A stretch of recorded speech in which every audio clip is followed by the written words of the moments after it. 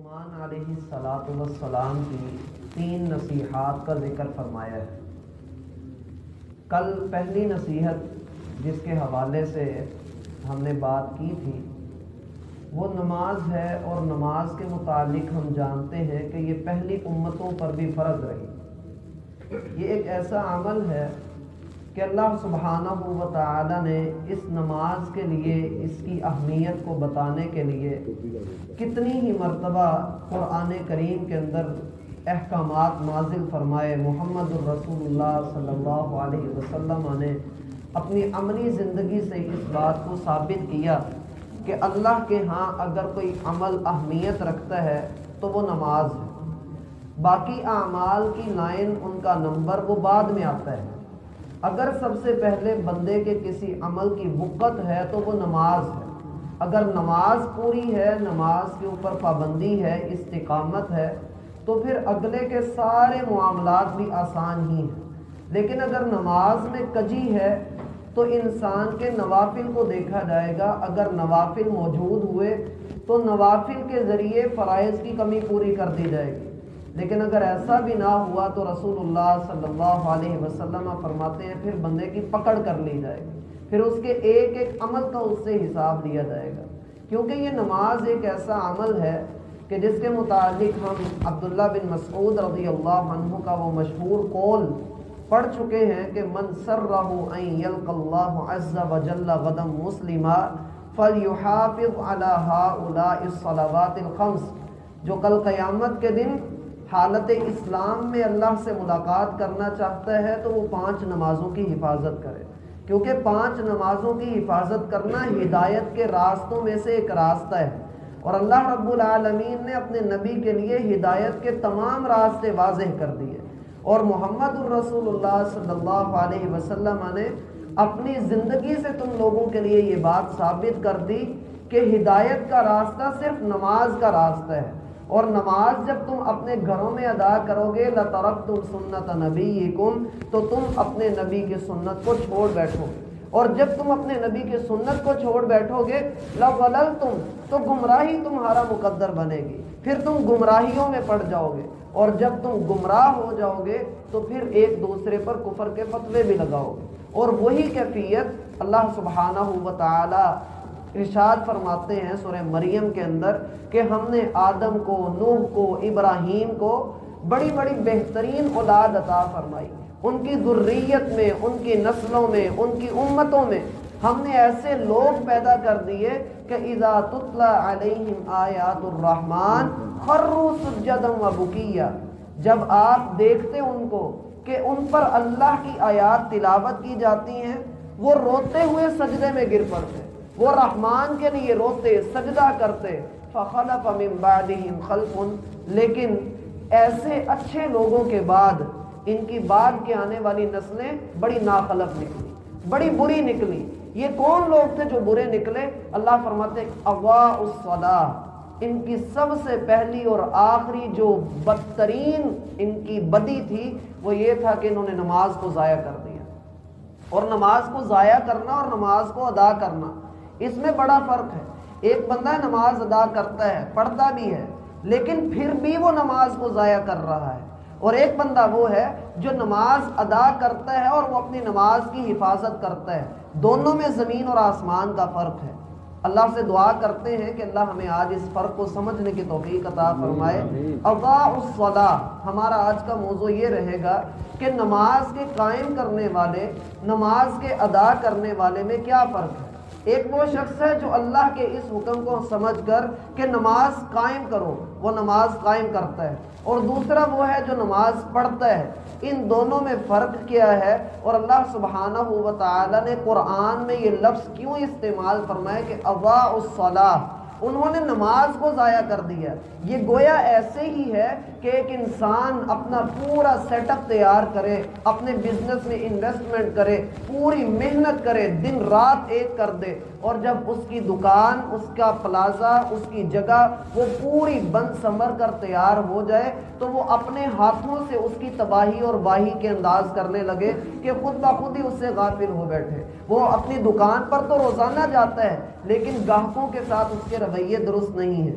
وہ اپنی دکان پر تو روزانہ ڈیوٹی دینے کے لیے جاتا ہے لیکن دکان پر اس نے گاہکوں کا مطلوبہ مال نہیں رکھا ہوا ہے، اس کے عجیب انداز ہیں۔ تو کیا یہ دکاندار کامیاب ہو سکتا ہے؟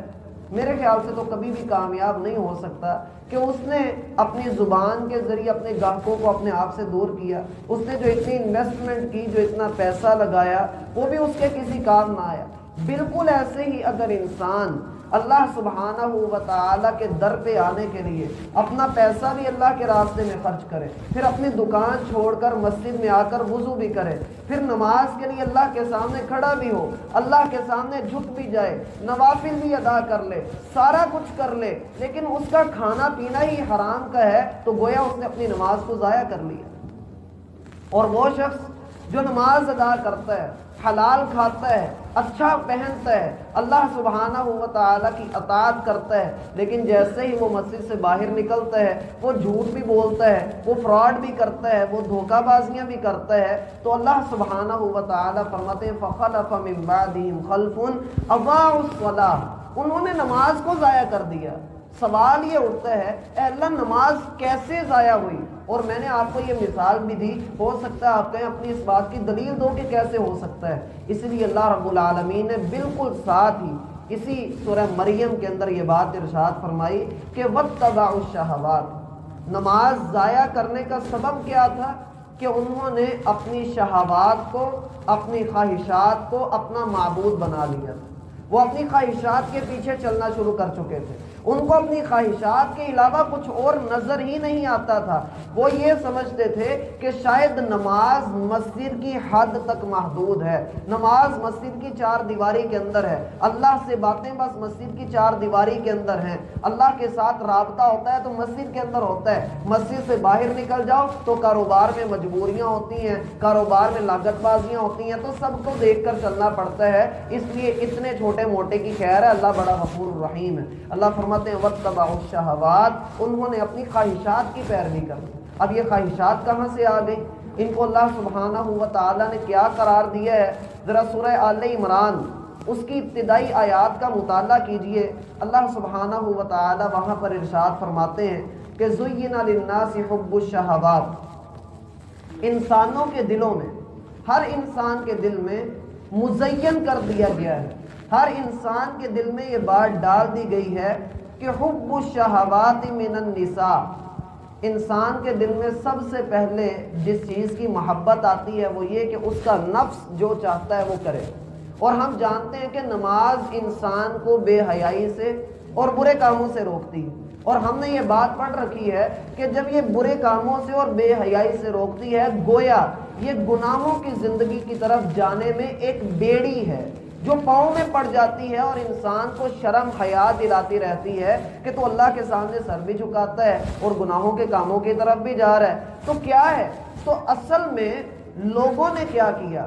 جو لوگ دین سے بیزار ہیں انہوں نے انسان کی دنیا اور اس کے دین میں جو نماز کا پل تھا، جو نماز ایک برج کا کام دے رہی تھی، انہوں نے نماز کی روحانی طاقت کو وہاں سے نکال دیا۔ ہمارے اسلاف کو دیکھیے کہ وہ نماز ادا کیا کرتے تھے تو کیفیت ان کی یہ ہوتی تھی کہ تیر بھی لگے، نیزے بھی لگے، لیکن انہوں نے اپنی نماز میں خلل نہیں آنے دیا۔ لیکن ہماری نمازوں کی کیفیت کیا ہوتی ہے کہ ہمارے اگر پاؤں کے اوپر چیونٹی بھی چڑھ آئے تو ہم اس کو بھی مسلنے کے لیے نیچے جھکتے ہیں، اور اگر بالفرض یہ نہ بھی ہو تو ہمیں اپنے کپڑے دیکھنے میں، ہمیں اپنے جسم کے اوپر خارش کرنے میں یا نظر ادھر ادھر گھمانے میں ہی اپنی پوری نماز کو صرف کرنا پڑتا ہے۔ در حقیقت وہ روحانی طاقت جو اس نماز کے اندر رکھی گئی تھی کہ آپ اللہ رب العالمین سے بات کر رہے ہیں، آپ اس کے سامنے اپنی گزارشات، اپنی التجائیں، اپنی دعائیں، اپنے واویلے، اپنے نوحے آپ اپنے رب کے سامنے رکھ رہے ہیں، آپ اس کی کبریائی کا اعلان بھی کر رہے ہیں، اپنی عاجزی کا اعلان بھی کر رہے ہیں، آپ اس کے سامنے جھک رہے ہیں۔ انسان کے دل سے در حقیقت یہ نکال کر یہ ڈال دیا گیا ہے کہ اے مسلمان صرف چند حرکتیں کرنی ہے، تھوڑا سا جھکنا ہے، ناک نیچے لگانا ہے، اس کے بعد تیری بخشش ہو گئی، اب تو جو دل کرتا ہے کر گزر۔ اللہ فرماتے ہیں زُيِّنَ لِلنَّاسِ حُبُّ الشَّهَوَاتِ، انسانوں کے دلوں میں مزین کر دی گئی ہیں کہ وہ نفس پرستی میں مبتلا ہو جائے، جو وہ چاہتے ہیں وہ کر گزرے۔ اور ایسا ہی ہوتا ہے، کئی لوگوں کو ہم دیکھتے ہیں وہ بدی کا ہر کام کرتے ہیں، آپ ان کو منع کریں وہ جواباً آپ سے یہ کہتے ہیں بھائی ماننا کہ ہم یہ کام کرتے ہیں، ہمارا دین اتنا سخت بھی نہیں ہے، ہم نماز بھی ادا کرتے ہیں، ہم جو ہے فلاں مدرسے کو اتنا فنڈ بھی دے رہے ہیں، ہم نے فلاں جگہ پر مسجد بنوائی ہے، فلاں یتیم بچی کی ہم نے شادی بھی کروائی ہے۔ اللہ کے ہاں ایسی نیکیوں کی تب کوئی وقت نہیں ہوتی جو بندہ نماز کی اصل حیثیت کو نہیں سمجھتا ہے۔ آپ قرآن کا مطالعہ کیجئے تو سورۃ المؤمنون کی ابتدائی آیات اور سورۃ المعارج کے پہلے رکوع کی آخری آیات، اللہ سبحانہ و تعالیٰ دونوں جگہ پر ایک بات ارشاد فرماتے ہیں کہ والذین هم علی صلاتہم یحافظون، وہ جو اپنی نمازوں کی حفاظت کرتے ہیں۔ نمازوں کی حفاظت کیا ہے؟ اللہ رب العالمین سورۃ الماعون میں فرماتے ہیں فویل للمصلین، ہلاکت ہے نمازیوں کے لیے، الذین هم عن صلاتہم ساہون، جو اپنی نمازوں کے متعلق دھوکے میں پڑے ہیں کہ شاید یہ نمازیں ہمیں جو ہے وہ بچا لیں گی، یہ نمازیں ہمیں چھٹکارا دے دیں گی، جب اس نماز میں وہ روحانی قوت ہی نہیں ہے، جب اس کی مین چیز بھی اس میں موجود نہیں ہے، تو میرا بھائی کیسے وہ نماز ہمارے لیے نجات کا سبب بنے گی؟ اس نماز کو لیجئے جس نماز سے بندے کی زمین کے اوپر نشان پڑے، وگرنہ زمین ماتھوں پر کئی نشان ڈال دیتی ہے۔ مزہ تو تب آتا ہے کہ انسان کے سجدوں کا نشان کوئی زمین کے اوپر پڑے، کوئی پتہ لگے کہ اس نے رب کے لیے سجدہ کیا ہے، وگرنہ بڑی دنیا کے اندر بڑے بڑے لوگ ایسے بھی ہیں جنہوں نے نیکی میں بڑے بڑے نام کمائے، جنہوں نے بڑی بڑی نیکیاں کی، لیکن اللہ سبحانہ و تعالیٰ نے سب سے پہلے جہنم کا ایندھن بنانا ہے، اور سب سے پہلا کون ہوگا؟ وہی عالم ہی ہوگا جس نے ریاکاری کی ہوگی، جو لوگوں کو دکھانے کے لیے نمازیں ادا کرتا رہا، علم کی روشنی پھیلاتا رہا، اس کی مثال تو ایسے ہی ہے، جو دوسروں کو تو واعظ کرتا رہا، جو دوسروں کو نصیحت کرتا رہا اور خود عمل نہ کرے، اس کی مثال ایسے ہی ہے جیسے چراغ ہے، چراغ خود ہی جلتا رہتا ہے، اپنے سر کو جلاتا رہتا ہے، دوسروں کو روشنی دیتا ہے، لیکن اپنے حصے میں راکھ کے سوا کچھ آتا ہی نہیں۔ اس لیے انسان کو پہلے یہ بات سوچنی ہے کہ اللہ رب العالمین نے تو میرے اندر کے ایک ایک چور کو پکڑ کر میرے سامنے رکھ دی ہے۔ زُيِّنَ لِلنَّاسِ حُبُّ الشَّهَوَاتِ، انسان کے پاؤں میں جو سب سے پہلی بیڑی آتی ہے وہ اس کی اپنی نفسانی خواہشات۔ آپ سروے کر کے دیکھ لیں، آپ لوگوں سے پوچھئے کہ بھائی نماز کیوں نہیں ادا کرتے، اور جو ادا کرتے ہیں ان سے پوچھئے کہ نماز میں کیا مانگا، کیا اللہ سے بات کی، وہ آگے سے جواب دیں گے بس جی کچھ پتہ نہیں۔ ہم نے بڑوں کو ایسے کرتے ہوئے دیکھا ہے، اور بسا اوقات جو لوگ نماز نہیں ادا کرتے وہ جواب آپ کو یہ دیں گے جی دعا کریں اللہ مجھے توفیق دے دے، یا یہ کر لیں کہ جی میرے کپڑے خراب ہو، یا آج نہیں کل سے ادا کروں گا۔ اللہ کے بندے تیری زندگی کی ابھی شام ہو جائے تیرا کیا بنے گا؟ زُيِّنَ لِلنَّاسِ حُبُّ الشَّهَوَاتِ، پہلی بیڑی جو انسان کے پاؤں میں آتی ہے جب انسان نماز کو ضائع کرتا ہے، تو یہ بیڑی اس میں بڑا اہم کردار ادا کرتی ہے کہ ابھی میرا موڈ نہیں ہے نماز ادا کرنے کا۔ وہ کسی نے کہا نا کہ میں اپنے دوست کے پاس گیا، میں نے اسے کہا کہ چلو نماز ادا کرنے چلیں، تو اس نے کہا کہ ابھی بھائی میرے کپڑے خراب ہیں، تو میں اگلے دن اس کے پاس آیا اور میں نے آ کر اسے کہا کہ آؤ بھائی تمہیں میں نے فلاں ہوٹل میں کھانا کھلانا ہے، تو کہتا بس 2 منٹ رکو میں کپڑے تبدیل کر کے آیا۔ کہتا پھر میں نے اس کو کندھے سے پکڑ کے کہا کہ اللہ رب العالمین کی قدر کیا ہے اور ایک کھانے کی قدر کیا ہے جسے تو نے بدبودار بنا کے باہر نکال دینا ہے، اور تو اللہ کی قدر کیا کر رہا ہے؟ انسان کی حیثیت ہے ہی کیا؟ دوسری جو چیز انسان کو اللہ کی طرف آنے سے روکتی ہے، اللہ فرماتے ہیں من النساء، وہ عورتیں جو انسان کو روک لیتی ہیں، جو اللہ کی طرف آنے نہیں دیتی۔ عورتیں کون سی ہیں؟ اس میں وہ گاہک عورتیں بھی شامل ہو سکتی ہیں، اس میں بیویاں بھی، اس میں بہنیں بھی، بیٹیاں بھی، ہر طرح کی عورتیں آ جاتی ہیں کہ کوئی بھی عورت جو انسان کو اس چیز سے روک دے۔ ہم دیکھتے ہیں کہ اکثر مارکیٹ میں زیادہ تر گاہک ہی ہمیں روکنے کا سبب بنتے ہیں، یا گاہکی کا ٹائم ہے اس لیے جی ذرا مشکل ہے اس لیے ہم نماز کے لیے نہیں نکل سکتے۔ تیسری چیز جو اللہ فرماتے ہیں والبنین، بیٹے،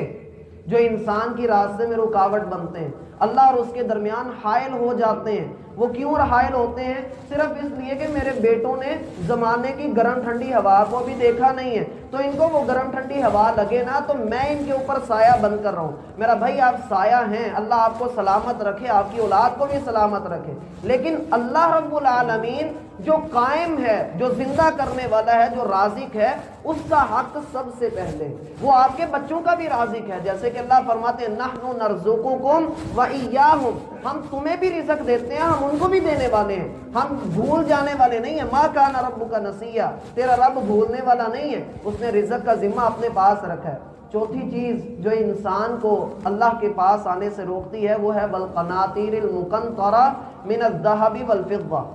انسان کے وہ سونے چاندی کے ڈھیر، وہ تجوریاں، وہ بینک بیلنس جس کی حوث انسان کو رہتی ہے کہ یہ ایک ہے یہ دو ہو جائیں، یہ دو ہے یہ چار ہو جائیں، یہ چار ہے یہ آٹھ ہو جائیں، جس کے متعلق اللہ کے رسول فرماتے ہیں کہ آدم کے بیٹے کے پاس اگر سونے کی دو وادیاں بھی ہوں تو یہ تیسری کی خواہش کرے گا، اور آدم کے بیٹے کے پیٹ کو قبر کی مٹی کے سوا کوئی چیز نہیں بھر سکتی۔ الہاکم التکاثر، مال کی لالچ نے تمہیں ہلاک کر دی ہے، حتی زرتم المقابر، حتیٰ کہ تمہارے منہ قبروں نے تمہارے منہ دیکھ لیے، تم قبروں کے پاس جا چکے ہو، قبر کے قریب پہنچ چکے ہو، تمہارے بال سفید ہو گئے، تمہارا جسم ڈھلک گیا، لیکن اللہ کے رسول فرماتے ہیں مال کی خواہش، دولت کی خواہش اور عمر کی زیادتی یہ انسان کے دل کے اندر جوان ہوتی رہتی ہے، یہ خواہشات پنپتی رہتی ہیں، وہ صرف مال و دولت کو اپنا الہ بناتا ہے۔ چھٹی چیز جو اللہ فرماتے ہیں والخیل المسومہ،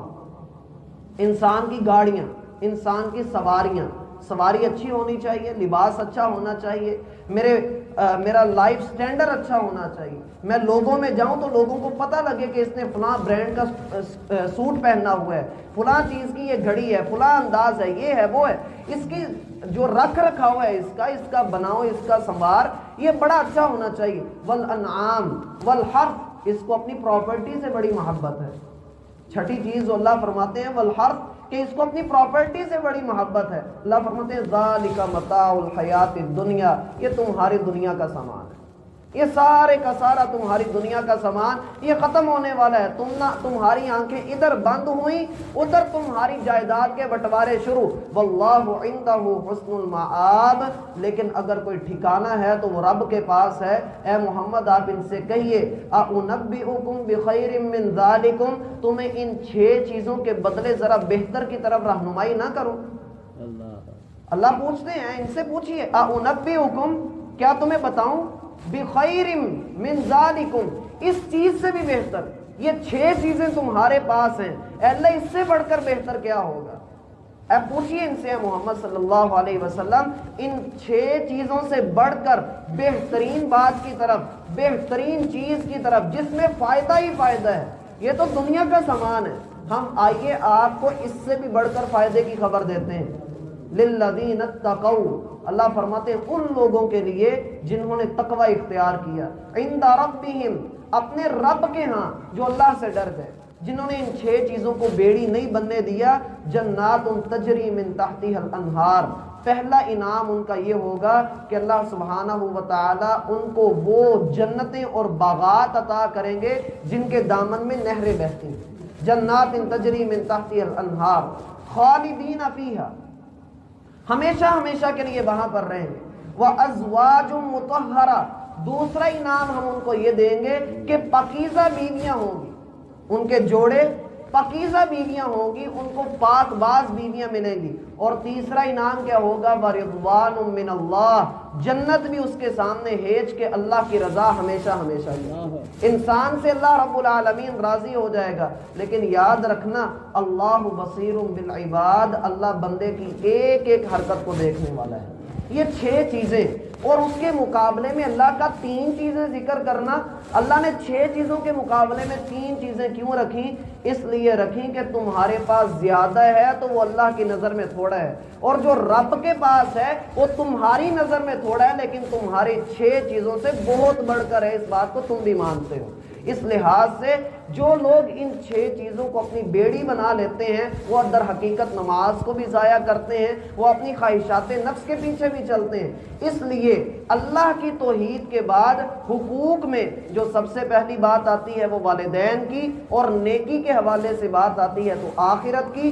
عبادات کے حوالے سے بات آتی ہے تو وہ نماز کی۔ اس لیے لقمان کا اپنی بیٹے کو نماز کی نصیحت کرنا عبادات کی طرف پہلا قدم ہے۔ اس کے بعد کے جو 2 کام آنے والے ہیں ان کے اندر تو مزید تفصیل ہے، لیکن یہاں پر یہ بات اصولی طور پہ ذہن میں رکھیے کہ لقمان نے اپنے بیٹے کو یہاں پر 4 کام یا بعض علماء کی نظر میں 3 کام کہنے کے بعد فرمایا ہے کہ ان ذالک من عزم الامور، یہ ہمت کے کاموں میں سے ہے۔ تو نماز پڑھنا ہمت کے کاموں میں سے ہے، یہ کیسے ہو سکتا ہے؟ اللہ نے توفیق دی تو اس کے متعلق کل دیکھ